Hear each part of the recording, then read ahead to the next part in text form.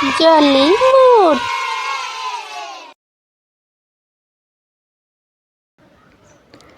ஒரு பூஞ்சோலையில் அன்னப்பறவை ஒன்று இருந்தது. அதே சோலையில் ஒரு காகமும் இருந்தது. ஒரே சோலையில் இருந்தபடியால் 2 பேரும் அடிக்கடி சந்தித்துக் கொள்வார்கள். சந்திக்கும்போது இருவரும் தாங்கள் கண்ட காட்சிகள் பற்றி ஒன்றிடம் ஒன்று சொல்லி பேசிக்கொள்வார்கள். ஒரு நாள் அன்னம் எங்கேயோ போய் திரும்பி வந்தது. வந்து காகத்திடம் பேசிக்கொண்டிருந்தது. சிறிது நேரத்திற்கு பின் அது திரும்பவும் புறப்பட்டது. அன்னம்மா, எங்கே புறப்பட்டு விட்டாய் என்று காகம் கேட்டது.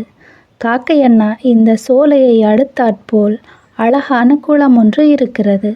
அங்கே சிவப்பு நிற தாமரை பூக்களும் வெள்ளை நிற தாமரை பூக்களும் அழகாக மலர்ந்து காட்சியளிக்கின்றன. அவை அந்த குளத்தின் அழகை அதிகப்படுத்துகின்றன. அந்த குளத்திலேயே மிதந்து திரிந்து தென்றல் காற்றினை அனுபவித்து கொண்டிருந்தாலே போதும். அதை காட்டிலும் இன்பம் வேறு எங்கும் கிடையாது என்று சொல்லியது அன்னப்பறவை. அந்த தாமரை குளத்துக்குத்தான் நான் போகின்றேன், நீங்களும் வருகிறீர்களா என்று காகத்திடம் கேட்டது. அவ்வளவு அழகான குளமா? அப்படியானால் நானும் வருகிறேன் என்று காகமும் அன்னத்துடன் புறப்பட்டது.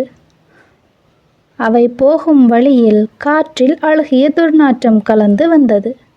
காட்டுப்புறத்தில் ஓரிடத்தில் ஒரு கழுதை இறந்து கிடந்தது. அதனால் தான் அந்த துர்நாற்றம் வீசியது.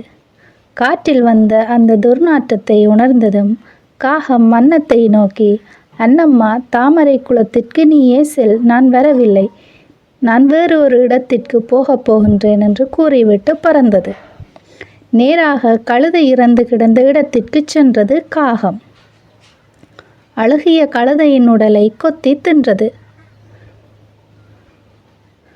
தின்று கொண்டே, இந்த இன்பம் கிடைக்குமா தாமரை குளத்தில் என்று தன் மனதுக்குள்ளேயே கூறிக்கொண்டது காகம். அன்னம் தாமரை குளத்தை நாடுவது போல் கற்றோரை விரும்புவார்கள். காக்கை அழுகிய உணவுகளை விரும்புவது போல் தீயோரை விரும்பி சேர்வார்கள்.